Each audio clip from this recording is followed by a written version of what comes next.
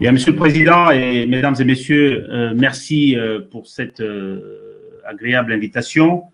Je suis depuis le matin très heureux de vous suivre de manière plus ou moins étroite, puisque j'ai eu le plaisir d'abord d'entendre le président lui-même s'exprimer à l'ouverture. Mon ami également, j'ai été heureux de retrouver mon ami, le consul général du Sénégal à Marseille. Et bien sûr, tout le plaisir de retrouver l'ensemble du panel qui va me suivre et toute l'équipe d'organisation, avec un clin d'œil particulier à mon amie petite sœur Fatih Diamanka, cofondatrice de Senwi. Je voudrais saluer cette initiative qui est extrêmement utile au moment où l'Afrique est lancée dans son processus d'émancipation économique et sociale. Et je voudrais également dire combien je suis heureux que la dimension diasporique ait été soulignée au début de cette conférence. Et vous dire tout le plaisir que, en tant qu'initiateur des Journées nationales de diaspora africaine, j'ai à participer à cette journée. Eh bien, parmi les outils dont nous disposons pour accompagner la jeunesse entrepreneuriale africaine, le fonds Pierre Castel est né pour justement adresser le besoin qu'il y avait de cibler une catégorie d'acteurs de cet écosystème entrepreneurial africain qui est celui de la jeunesse agricole, laquelle participe aussi tant à la sécurité alimentaire du continent que à l'émergence d'un véritable fer de lance, n'est-ce pas, du devenir du continent africain sur un secteur extrêmement stratégique qui est celui de l'agriculture et de l'agroalimentaire. J'ai donc, il y a 3 ans maintenant, avec le soutien de Pierre Castel, fondateur du groupe Castel, lui-même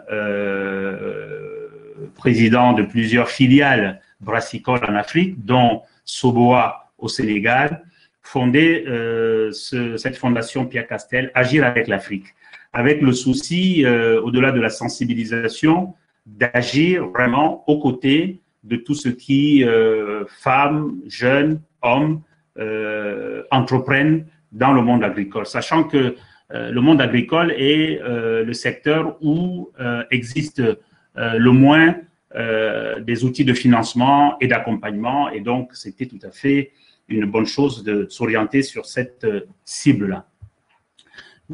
Parmi les actions que nous menons pour accompagner les agriculteurs en Afrique, notamment dans les 4 pays, le Burkina Faso, le Cameroun, la Côte d'Ivoire, la République démocratique du Congo et bien sûr le Sénégal, il y a le prix Pierre Castel, il y a aujourd'hui une chaire interuniversitaire pour accompagner les élèves ingénieurs agronomes à créer leur propre entreprise agricole, et il y a également le financement des micro-projets, et plus précisément d'initiatives agricoles portées par des associations, des ONG, des actions soutenues pour leur qualité et pour leur contribution à une meilleure formation professionnelle.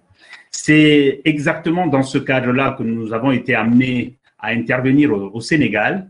Au Sénégal, dans un projet où nous sommes cofinanceurs, un projet porté par l'ONG AgriSud International depuis 2018, donc le projet dénommé Agriterre, qui concerne donc plusieurs pays, dont le Sénégal, et dont l'objectif est de renforcer les dynamiques agro-environnementales et socio-économiques portées par les acteurs des territoires pour pouvoir promouvoir une agriculture familiale, durable. Et donc, ce programme au Sénégal concerne aujourd'hui 445 familles, donc pratiquement 3000 personnes, dans 2 régions bien connues, les régions de Diourbel et de Fatick. Parmi les partenaires, donc, il y a effectivement l'Agence française de développement, le réseau des agroécologistes de la région de Fatick et bien d'autres partenaires. C'est un programme qui se décline en plusieurs activités, dont notamment sécuriser les facteurs de production, renforcer le tissu professionnel des formations techniques et puis valoriser les productions agricoles avec quelques chiffres clés qu'on peut mentionner. D'abord, 462 TPE agricoles créés, ce qui est quand même énorme, hein, donc, et nous envisageons d'accompagner davantage pour les années qui viennent, avec un centre de formation agricole également et près de 860 tonnes d'aliments produits.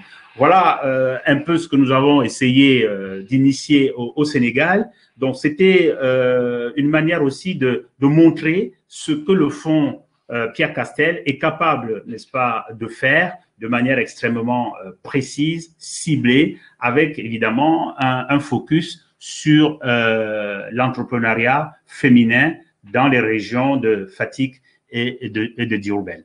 Voilà.